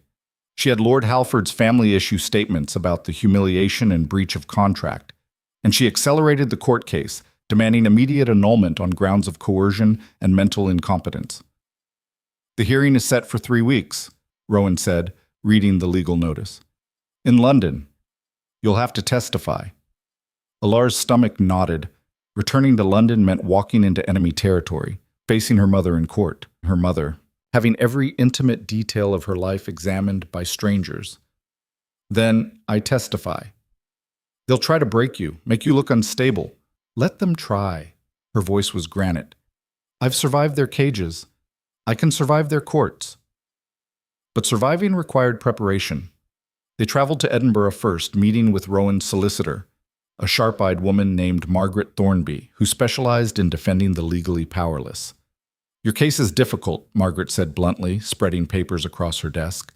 "The law heavily favors parental authority, and the medical establishment's definition of female hysteria is broad enough to encompass any behavior they don't like. So I'm doomed?" "Not doomed, but fighting uphill." Margaret tapped the documents. "However, you have advantages. You're clearly articulate and rational. Your account has generated public sympathy, and your husband's war record gives him credibility that complicates their narrative. What do we need to win?" "Proof of sustained competence, witnesses to your rational decision-making, evidence that your marriage was considered, not impulsive." Margaret's eyes sharpened. "And ideally, proof that your mother's motives aren't purely protective." "Her motives are control and reputation," Elara said. "Prove it." They spent 2 weeks building their case. Rowan called in every favor owed, summoning men he'd served with to testify about his character. Elara gathered letters from tenants and servants at Blackmore who could speak to her competent management of estate affairs. Margaret dug through legal precedents, looking for any case where a woman's right to choose her husband had been upheld. Meanwhile, London burned with gossip. The scandal had divided society cleanly down the middle. Traditional families rallied around Lady Catherine, seeing Elara's rebellion as an existential threat to their way of life. But younger generations, emboldened by her example, began questioning their own arranged marriages and limited choices. 3 engagements had been broken off this month, Rowan reported, reading the London papers. All young women refusing marriages their families arranged. They're citing your case as precedent. My mother must be apoplectic. She's calling you a corrupter of decent girls, says you're destroying the fabric of society. Elara smiled grimly. Good. Maybe it needs destroying. The night before they left for London, Elara couldn't sleep. She stood at the tower window, looking out over the dark moors that had become her home. Rowan found her there, wrapping a blanket around her shoulders. Second thoughts? He asked quietly. constant thoughts. She leaned back against him. What if we lose? What if the court rules the marriage invalid? Then we appeal, fight in higher courts, take it to Parliament if necessary. And if we lose everything? His arms tightened around her. Then we still have each other. That's more than we had when we started. She turned in his embrace. Is it enough? If they take everything else, your title, my name, our home, is it enough? He was quiet for a long moment, his scarred face serious in the moonlight. I spent 5 years in war watching men die for causes they barely understood. Watched friends bleed out in mud, sacrificing everything for nations that would forget them the moment the fighting stopped. And I realized the only thing that mattered, the only thing worth dying for, was choosing what you fight for. That's not an answer. It is. He cupped her face gently. You're what I choose to fight for. Whether we have a castle or a cottage, or nothing but the clothes on our backs, as long as I'm fighting for something I chose, it's enough. Tears burned her eyes. I love you. I don't think I've said it yet. You've shown it. That's better. She kissed him then, pouring all her fear and determination and desperate hope into it. Whatever happened in London, whatever the courts decided, they would face it together. That had to be enough. The journey to London felt like traveling backward through time.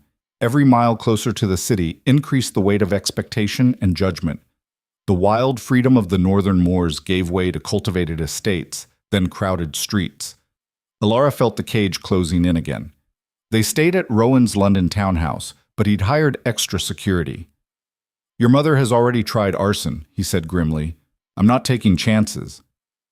The hearing was set for Monday morning at the High Court. Margaret Thornby arrived Sunday evening to prepare Elara.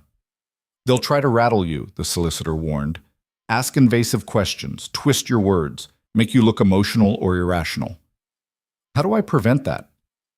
Answer only what's asked. Stay calm. Don't defend. Simply state facts. Margaret's eyes were kind but firm. And remember, you're not on trial for being a bad daughter. You're proving you were competent to make your own choice. That night, Elara barely slept. Every worst-case scenario played through her mind. Being declared incompetent, forced back into her mother's custody, marriage annulled, Rowan punished for marrying a woman judged unable to consent. Dawn came gray and cold. She dressed in dark blue, serious, respectable, utterly unlike the vibrant woman she'd become at Blackmore. You look like you're going to a funeral, Rowan observed. I am. My mother's version of me dies today, one way or another. The courtroom was packed. London society had turned out in force, some supporting Lady Catherine, others curious about the scandalous Duchess, still others hoping to see high-born women tear each other apart. Elara walked in with her spine straight and her head high, refusing to show the fear churning in her stomach. Her mother sat at the plaintiff's table, dressed in severe black mourning. She looked older, thinner, her face carved with grief and rage. When their eyes met, Lady Catherine's expression showed no recognition, no love, only fury at the daughter who'd refused to be controlled. The judge was an elderly man with the tired eyes of someone who'd seen too many family tragedies. He reviewed the documents with careful attention, then addressed the court. This case concerns the mental competence of the Duchess of Blackmore at the time of her marriage. Lady Catherine Whitmore claims her daughter was coerced and mentally unfit to consent. The Duke and Duchess claim the marriage was legal and consensual. We will hear testimony from both sides. Lady Catherine's solicitor, a slick man named Barnsworth, opened with a devastating portrait of Elara as fragile and manipulated. Lady Elara was a dutiful daughter, he intoned, raised in proper society, engaged to a respectable gentleman. Then she encountered Duke Blackmore, a war-damaged recluse, who pursued her relentlessly, isolated her from family, and convinced her to throw away her entire life in a moment of hysteria. He called witnesses, a doctor who'd never met Elara but testified about female hysteria, servants who claimed she'd seemed distressed in the weeks before her elopement, even Lord Halford, who painted himself as the wronged fiancé trying to save an unstable woman from herself. Through it all, Elara sat motionless, her hands folded, her face calm. Then it was Margaret's turn. Your Honor, she said crisply, The plaintiff's case rests entirely on the assumption that a woman who defies expectations must be mad. They offer no evidence of actual mental incompetence, only disapproval of the Duchess's choice. She called Rowan first. He testified about their meetings, always chaperoned or in public spaces, about her clear-headed discussions of consequences, about her climbing out a window to escape imprisonment, hardly the action of a passive victim. "Did you manipulate Lady Elara?" Barnsworth demanded on cross-examination. "No, I offered her a choice. She made it. A choice to destroy her reputation, abandon her family, ruin her future. A choice to live on her own terms instead of theirs." Rowan's voice was steel. "I never promised her comfort or security. I promised her freedom. She chose it with full knowledge of the cost." The courtroom murmured. This wasn't the damaged predator they'd expected. Margaret called the staff from Blackmore. Mrs. McLeish describing Elara's competent management of household affairs, the steward praising her reorganization of estate records, tenants speaking of her intelligence and compassion. Then she called Iris Chen. The sculptor swept into the courtroom like a force of nature, her unconventional appearance drawing scandalized whispers. "Miss Chen," Margaret said, "you met the Duchess shortly after she left her family. Describe her state of mind." "Terrified but determined," Iris said bluntly. "She knew exactly what she was risking. She did it anyway. That's not madness. That's courage." Barnsworth tried to discredit her. "You yourself live outside social conventions, do you not? You're hardly an objective witness.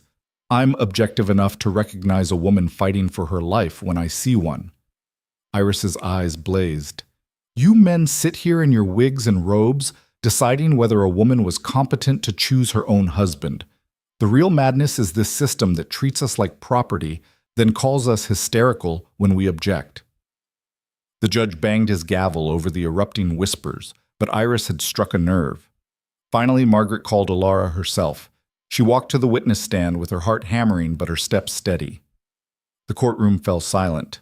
"Duchess Blackmore," Margaret began gently, "were you mentally competent when you married the Duke?" "Yes." "Did he coerce you in any way?" "No. He offered me a choice. I made it." "Why did you make that choice?" Elara looked out at the packed courtroom, all these people who'd come to watch her be broken or vindicated. "Because I was suffocating," she said clearly. "My entire life was decided by others, where I lived, what I wore, whom I married. I was never asked what I wanted, and when I tried to voice my own desires, I was dismissed as hysterical or ungrateful. You were engaged to Lord Halford. Against my will. I never agreed to that engagement. My father arranged it. I went along because I'd been taught that refusing wasn't an option." Barnsworth shot to his feet. "Your Honor, the witness is making wild accusations. I'm stating facts," Elara cut in, her voice sharp. "Facts my mother doesn't want this court to hear." The judge studied her thoughtfully. "Continue, Duchess." "The night before my engagement ball, I climbed out a window to escape being locked in my room. I ran across London in a torn ball gown. I made the conscious, rational decision to choose freedom over comfort. If that's madness, then every woman who refuses the cage you've built around us is mad." The courtroom erupted. The judge banged his gavel repeatedly, calling for order. Barnsworth approached for cross-examination, his smile predatory. "Duchess, you admit to dramatic behavior, climbing out windows, running through streets. I admit to fighting for my life. You destroyed your family's reputation. They tried to destroy my soul. I chose which I valued more. You married a man you barely knew. I married a man who treated me like a person instead of property. That was more than anyone else offered." Barnsworth's expression soured. "You've spread radical ideas encouraging young women to defy their families.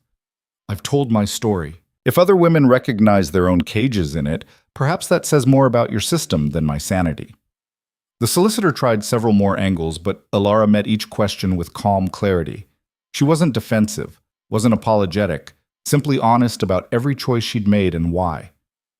Finally, he gave up, and Margaret had one last question. "Duchess, if you could go back to that night knowing everything that would follow, would you make the same choice?" Elara looked at Rowan, at the life they'd built from ashes and defiance.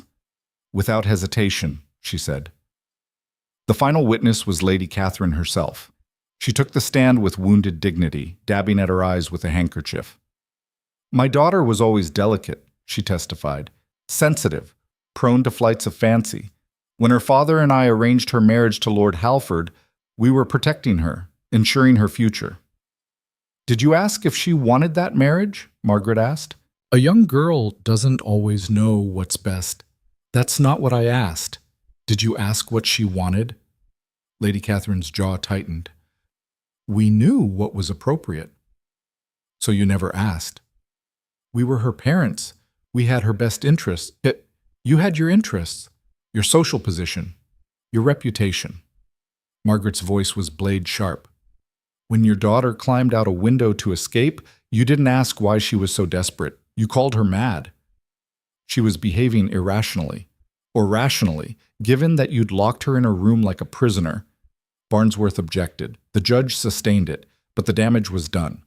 Margaret pressed harder. Lady Whitmore, you cut your daughter off completely after her marriage, refused all contact, disowned her. Does that sound like a mother concerned for her child's welfare? She made her choice. Exactly. She made her choice, and you punished her for it. This isn't about protecting your daughter. It's about punishing her for defying you. Lady Catherine's composure finally cracked. She destroyed everything, our reputation, our standing, her father's health. He died because of the shame she brought us. The courtroom went silent. So this is revenge, Margaret said quietly. Not rescue. Lady Catherine seemed to realize what she'd admitted. She pressed her handkerchief to her mouth, but the words were already out there. The judge adjourned for deliberation. Elara sat with Rowan and Margaret in an antechamber, waiting. Minutes felt like hours. You did well, Margaret said. Better than well. You were perfect. Will it be enough? I don't know. The law still favors parental authority. But you've shown clear competence and rational thought. And your mother's admission that this is about punishment, not protection. That helps. The door opened. The bailiff summoned them back. The courtroom was hushed as they returned to their seats. The judge looked out over the assembly with the weight of history on his face. This case, he began, represents a conflict between traditional authority and individual liberty, between the family's right to guide their children and an adult's right to determine their own fate. Elara's nails dug into her palms. I have reviewed the testimony and evidence carefully, and I find no credible proof that the Duchess of Blackmore was mentally incompetent at the time of her marriage. The evidence shows a woman making a difficult but rational choice, fully aware of the consequences. Elara's heart leapt. Rowan's hand found hers. Furthermore, the judge continued, I find Lady Whitmore's petition to be motivated more by wounded pride than genuine concern for her daughter's welfare. The court does not exist to punish children for making choices their parents disagree with. Lady Catherine made a strangled sound. Therefore, the petition for annulment is denied. The marriage between Elara Blackmore and Rowan Blackmore is legal and binding. This court will not interfere with a lawful union between two consenting adults. The gavel came down. The courtroom exploded into chaos, half cheering, half outraged. Reporters scrambled for the exits to spread the news. Society matrons clutched their pearls in horror. Elara sat frozen, barely able to process it. They'd won. She was free, legally, irrevocably, free. Rowan pulled her into his arms, and she finally let herself cry. Great shuddering sobs of relief and triumph and sheer exhausted joy. Outside the courthouse, a crowd had gathered. When Elara and Rowan emerged, they were met with a mix of jeers and cheers, but the cheers were louder. Young women pushed forward, reaching out to touch her hand, calling her brave. Men tipped their hats to Rowan. Even some older women, widows who'd survived their own cages, nodded approval. You've started something, Margaret said quietly. This isn't just your victory. It's precedent. Other women can point to this case. Elara looked out at the crowd, at the faces full of hope and fury and desperate yearning. Good, she said. Let them point. Let them fight. Let every woman trapped in a cage know there's a way out. That night, back at the townhouse, Elara stood at the window watching London's lights. Rowan came up behind her, wrapping his arms around her waist. What are you thinking? That we won the battle. But the war isn't over. No, society doesn't change overnight. They'll hate us for this, for years, maybe forever. Probably. He kissed her temple. Can you live with that? She turned in his arms, this man who'd given her freedom and stood beside her through every fight. I can live with anything, she said, as long as I'm living on my own terms. He smiled, that rare, genuine smile that transformed his scarred face. Then let's go home, to the north, to our land, and build something they can never take away. What's that? A life worth living. The next morning, they left London without looking back. The city that had tried to break Elara watched them go with divided feelings, some glad to be rid of the scandal, others wishing they had her courage. As their coach rolled north through changing landscapes, Elara felt the weight lifting with every mile.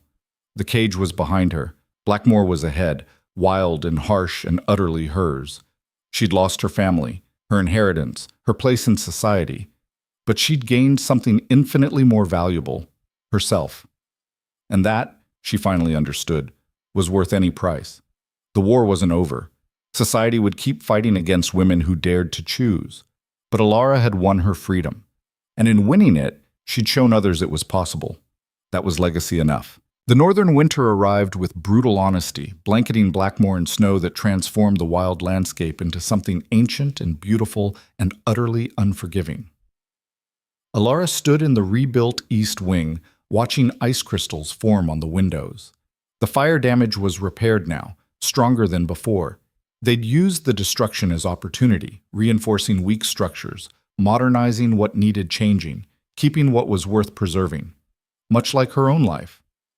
Your Grace, Mrs. McLeish appeared in the doorway, her weathered face creased with concern. The Robertson family sent word. Their youngest is sick with fever. They're asking if you'll come. 6 months ago, Elara wouldn't have known how to help a fevered child. Now she grabbed her medical kit, assembled with knowledge learned from the estate's elderly healer, and headed for the stables without hesitation. I'm coming with you, Rowan said, already saddling horses. You don't have to. I know, I want to. They rode through snow-heavy air to the Robertson cottage, where young Tommy lay pale and shaking. Elara worked with calm efficiency, checking his temperature, examining his throat, preparing a fever-reducing tincture she'd learned to mix. He'll be all right, she told the terrified mother. Keep him warm. Give him this every 4 hours. I'll check on him tomorrow. Mrs. Robertson clutched her hands, tears streaming. Bless you, Your Grace. We heard what they said about you in London, calling you mad and improper. But you're the sanest woman I've ever known. Riding back through the snow, Rowan glanced at her. You've become something they never expected. What's that? Necessary. The tenants rely on you. They see what you've built here. The school, the medical supplies, the improvements to their homes. You're not some useless ornament anymore. You're essential. The words warmed her more than any fire could. But London hadn't forgotten them. 3 weeks later, a letter arrived that changed everything again. Rowan read it in his study, his expression darkening. Parliament is debating a new law, the Family Protection Act. It would give parents legal authority to annul their adult children's marriages if they can prove undue influence or moral corruption. Elara's blood ran cold. They're trying to undo what we won. Not just us. Every woman who's used our case as precedent, every couple that married against parental wishes. His jaw tightened. Your mother is behind this. She's convinced enough lords that women need protection from their own bad choices. We have to fight it. How? We have no seat in Parliament, no political influence. Then we create influence. Elara's mind was already racing. We go back to London. We speak out. We show them what happens when you give women freedom. They don't collapse into chaos. They thrive. Elara returning to London means walking back into the viper's nest. Good. I've learned to handle vipers. They prepared for war. Elara spent a week drafting a new pamphlet, not defensive this time, but offensive. She documented everything she'd accomplished at Blackmore. The school teaching both boys and girls to read, the medical program reducing child mortality, the agricultural improvements increasing crop yields, the veterans' housing program Rowan had expanded. This is what freedom looks like, she wrote. Not chaos, Not moral collapse, but women using their minds for more than decorating ballrooms. If you fear this, you fear competence itself. She sent copies to every member of parliament, every major newspaper, every influential family. And she did something unprecedented. She requested to testify before the parliamentary committee considering the law. "They'll never allow it," Margaret Thornby said when Elara summoned her to Blackmore. "Women don't testify before parliament." "Then I'll be the first, or I'll stand outside and make them walk past me every day until they listen." Margaret's smile was sharp as a blade. "You've become dangerous. I've become free." Same thing. The request made headlines. Half of London was scandalized. The other half was fascinated. The committee, after heated debate, agreed to hear her, but only as a special exception and under strict conditions. She would have 30 minutes. No emotional appeals, stick to facts. 30 minutes, Elara said, reading the terms. "That's all I need."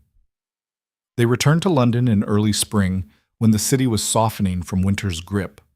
The contrast between Blackmore's wild beauty and London's manufactured elegance had never been starker. The night before her testimony, Elara couldn't sleep.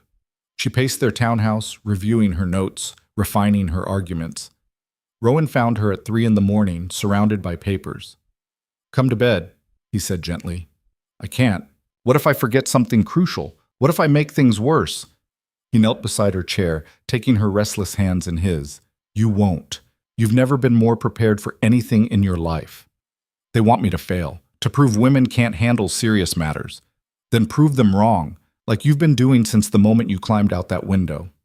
His gray eyes held hers. "You're not that scared girl anymore, Elara. You're a force of nature. Show them." She kissed him, drawing strength from his steady presence. "What if this doesn't work? What if they pass the law anyway?" "Then we've lost nothing but tried everything. And we keep fighting, but Elara," his voice grew fierce, "you've already won. Not in courts or parliament, but in the lives you've changed. Every woman who's found courage from your story. Every girl learning to read in our school. Every tenant who sees you and believes competence isn't limited by gender. That's victory they can't legislate away." His words steadied her. The next morning, she dressed in deep green, the color of growing things, of life refusing to be contained. Her hair was swept back severely. No jewelry except her wedding ring. She looked like exactly what she was, a woman who'd survived fire and come back stronger. The parliamentary chamber was intimidating, all dark wood and oil portraits of stern men who'd shaped England's laws for centuries. The committee sat elevated, looking down on the witness chair like judges at an inquisition. Every seat in the gallery was filled. London society had come to watch her succeed or fail. Her mother sat in the front row, her face carved from ice. Elara took the witness chair with her spine straight and her hands steady. Lord Ashworth, the committee chairman, peered down at her with barely concealed disdain. "Duchess Blackmore, you have 30 minutes to address this committee regarding the proposed Family Protection Act. Proceed." She stood. The room rustled with surprise. Witnesses typically remained seated. "Gentlemen," she began, her voice carrying clearly through the chamber, "you're considering a law that would give parents the power to annul their adult children's marriages. The stated purpose is protecting vulnerable young people from bad decisions. The actual purpose is controlling women who dare to choose." Murmurs rippled through the gallery. Lord Ashworth frowned. "That's a serious accusation." "It's an accurate observation. This law wasn't proposed when young men made questionable marriages. It appeared only after several women used my case as precedent to refuse arranged marriages. That tells you everything about its true intent." She moved to the table where she'd arranged her materials. "Let me share what happened when I was given freedom to make my own choices. When I arrived at Blackmore, the estate was struggling, revenues down, tenants suffering, no school, limited medical care." She held up a ledger. "Within 6 months, I reorganized the accounting system, identifying waste and redirecting resources. Revenue increased 17%. Another document. I established a school teaching 60 children, boys and girls, to read and calculate. Previously, literacy on the estate was 12%. It's now 43% and rising." More papers. "I coordinated with my husband to create a medical program. Child mortality has dropped by half. Worker injuries are treated promptly, reducing long-term disability. She met Lord Ashworth's eyes. These aren't the actions of a hysterical woman making bad decisions. These are the results of giving a competent person freedom to use her abilities. One committee member, Lord Sheffield, leaned forward. "That's admirable, Duchess, but surely you're an exception. Am I? Or am I simply the first you've bothered to observe?" She pulled out a thick folder. "I've collected accounts from 43 other women who left arranged marriages to choose their own paths. 27 are successfully managing family businesses. 11 have written published works. 8 are running charitable organizations more efficiently than their male-led counterparts. 5 are practicing medicine.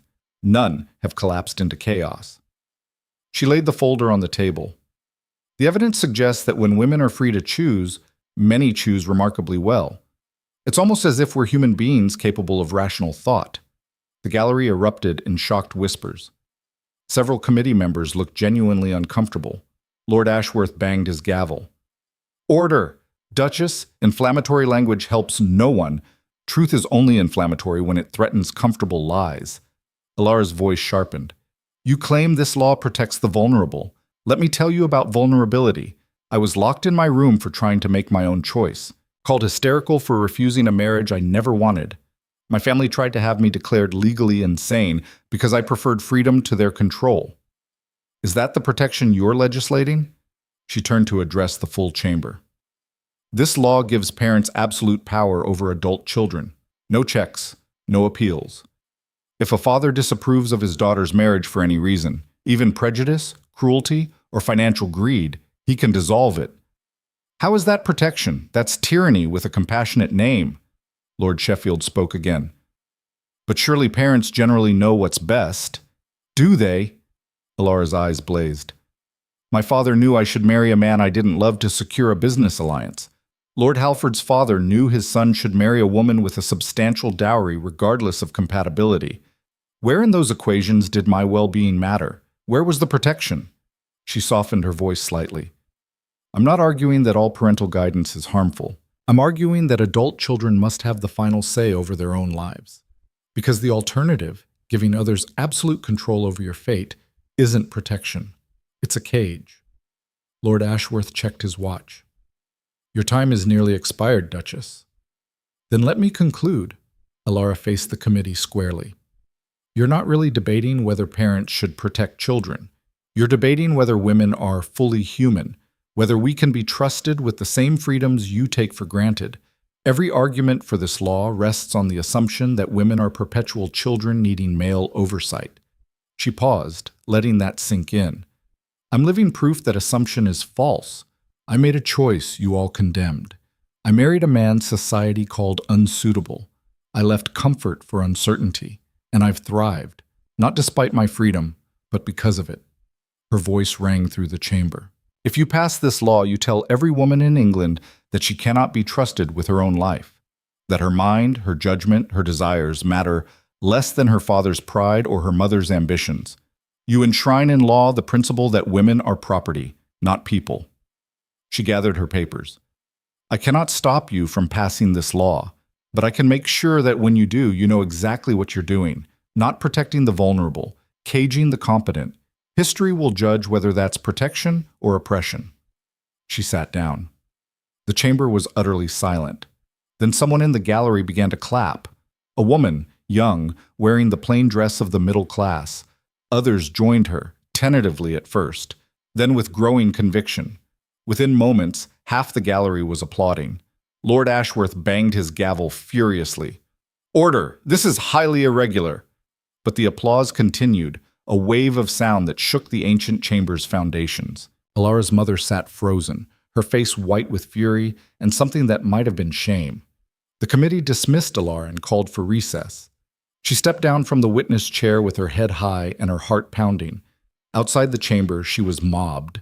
Women pressing forward to thank her, to share their own stories, to ask how they could help fight the law. "You were magnificent," Margaret Thornby said, fighting through the crowd. "Absolutely magnificent.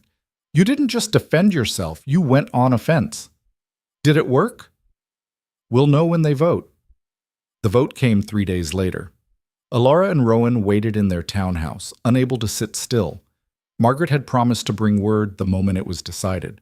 When she finally arrived, her face was unreadable. "Well?" Elara demanded. Margaret's stern expression cracked into a brilliant smile. "The Family Protection Act failed. 23 votes for, 41 against. It's dead." Elara's knees buckled. Rowan caught her, holding her steady as relief crashed through her. "Several lords cited your testimony in their speeches," Margaret continued. "Said they couldn't in good conscience legislate women's inferiority after seeing such clear evidence of competence. Lord Sheffield himself changed his vote, called you uncomfortably persuasive." "We won," Elara whispered. "We actually won." "You won," Margaret corrected. "You stood before Parliament and forced them to see women as fully human. That's more than most people accomplish in a lifetime." That night, unable to contain her energy, Elara walked through London's streets. Rowan beside her, they wandered without destination, watching the city wake to this new reality. "What happens now?" she asked. "Now we live, build, keep pushing until freedom is normal instead of scandalous." They found themselves at the park where they'd first ridden together at dawn. It felt like a lifetime ago. That scared woman meeting a scarred stranger, neither knowing they were about to change each other's lives. "Do you regret any of it?" Elara asked. "The scandal, the isolation, the fights?" Rowan pulled her close. "Not a single moment. You?" She thought about everything she'd lost. Her family. Her inheritance. Her place in society. Every comfort and certainty she'd known. And she thought about everything she'd gained, a partnership built on respect, work that mattered, the freedom to choose her path. "Not even slightly," she said. They returned to Blackmore the next week, eager to escape London's continued judgment and return to land that felt like home. But they didn't return alone. 3 young women traveled with them, daughters of minor gentry who'd read Elara's testimony and begged to learn from her. Their families had reluctantly agreed, seeing opportunity in association with the now famous Duchess. "We want to learn how you did it," the eldest, Charlotte, said on the journey north. "How you became free." "I'm still learning that myself," Elara admitted, "but I can show you what I've discovered so far." Over the following months, Blackmore became something unprecedented, a place where women could learn to manage estates, study agriculture, practice medicine, develop businesses. Not a formal school, but a living laboratory for female competence. Word spread. More women came. Some stayed weeks, others months. They learned from Elara and Mrs. McLeish and each other, then returned to their own lives carrying seeds of change. Summer arrived, transforming the harsh northern landscape into unexpected beauty. Elara walked the moors she'd come to love, watching wildflowers riot across hills that had seemed barren in winter. She found Rowan in the North Meadow, working alongside tenants to repair a stone wall. He'd stripped to his shirt sleeves, his scarred arms brown from sun, his hair falling in his eyes. He looked happy, settled, like a man who'd finally found peace with his demons. "I have something to tell you," she said when they were alone. He looked up, reading something in her expression. "What?" "I'm pregnant." He went absolutely still. "You're due in winter. I wanted to be certain before I told you." For a long moment, he just stared at her. Then he laughed, a real full laugh of pure joy, and swept her into his arms. "We're having a child," he said wonderingly, "a daughter or son who'll grow up free, who'll choose their own path. Terrifying, isn't it?" "Absolutely." He kissed her, gentle and fierce at once. "And perfect." That autumn, as Elara's pregnancy became visible, something unexpected happened. A letter arrived from London. Not from enemies this time, but allies. A group of progressive lords and ladies had formed an organization advocating for women's legal rights. They wanted Elara to be their patron, to lend her name and story to a cause bigger than her individual freedom. "It's a risk," Margaret warned in her accompanying note. "It means staying in the public eye, continued controversy. But it's also an opportunity to turn your personal victory into systemic change." Elara discussed it with Rowan that night, sitting before the fire in their private chambers. "What do you want?" he asked. "Not what you think you should do." what you actually want. She thought about the women who'd come to Blackmore seeking what she'd found, about the letters still arriving from desperate daughters and stifled wives, about the child growing inside her who deserved a world where freedom wasn't revolutionary. "I want to fight," she said, "not just for myself anymore, for all of them." Then we fight. Together. They accepted the patronage. And over the following months, the organization grew. Not quickly. Change never came quickly, but steadily. They lobbied for married women's property rights, for educational opportunities, for legal protections against forced marriages. Progress was slow, resistance was fierce, but it was progress. Winter arrived again, bringing Elara's pregnancy to term during a fierce northern storm. The labor was long and brutal. Mrs. McLeish and the estate's healer attended her while Rowan paced outside, helpless for one of the few times in his life. But at dawn, as the storm broke and pale light flooded across snow-covered moors, their daughter was born. Perfect. Healthy. Screaming with the outrage of someone demanding her place in the world. "What will you name her?" Mrs. McLeish asked, placing the swaddled baby in Elara's arms. Elara looked at the tiny face, this new life that represented everything they'd fought for. "Hope," she said. "Her name is Hope." Rowan met his daughter with tears streaming unashamedly down his scarred face. He traced one finger across her impossibly small hand, and she gripped it with surprising strength. "She's fierce already," he said. "She'll need to be. The world won't be kind to a woman who refuses cages. Then we'll teach her to fight." He looked at Elara, this woman who'd remade herself and, in doing so, had remade him. Like her mother. 3 years later, Elara stood in the rebuilt gardens of Blackmore, watching her daughter chase butterflies through wildflowers. Hope was fearless, curious, unburdened by the expectations that had nearly crushed her mother. "Your Grace," a servant approached with a telegram. "From London." Elara read it and smiled. Parliament had passed the Married Women's Property Act. Women could now own property independently of their husbands. It was a small victory, a single brick in a much larger wall that needed dismantling. But it was progress. "Good news?" Rowan asked, coming to stand beside her. "The best. We're winning, slowly, but winning." He wrapped his arms around her from behind, watching their daughter play in the freedom they'd fought so hard to secure. "Do you ever think about what would have happened if you hadn't climbed out that window?" he asked. Elara considered it. The alternative life she'd almost lived, married to Cedric, slowly dying of suffocation, becoming the perfect ornament her mother demanded. "Sometimes, usually when I need to remind myself why the fighting matters." "Any regrets?" She looked at their home, scarred and rebuilt, stronger for its wounds, at the women currently staying with them, learning to claim their own power. At Hope, growing up believing freedom was her birthright, not a privilege to beg for. At Rowan, this battle-scarred man who'd given her the most precious gift of all, the space to become herself. "Not a single one," she said. That evening, after Hope was asleep, Elara sat at her desk and wrote. Not another pamphlet or legal brief, but something different. A letter to her daughter, to be opened when she came of age. "Dearest Hope," she wrote, "by the time you read this, you'll be making choices about your own life. I cannot tell you what to choose. That would make me the same as those who tried to control me. But I can tell you what I learned. Freedom is not given. It's taken. It's fought for. It's defended every single day against those who would prefer you small and silent and safe. You will face pressure to be less than you are, to soften yourself to make others comfortable, to choose security over authenticity. When that pressure comes, and it will, remember this. I chose freedom over comfort. I chose truth over acceptance. I chose to live authentically even when it cost me everything. And in choosing, I found something worth more than all I'd lost. Myself. You are named Hope because you represent what I fought for. Not just my freedom, but the possibility that your generation won't have to fight these same battles. But if you do have to fight, if the cages remain or rebuild themselves in new forms, fight with everything you are.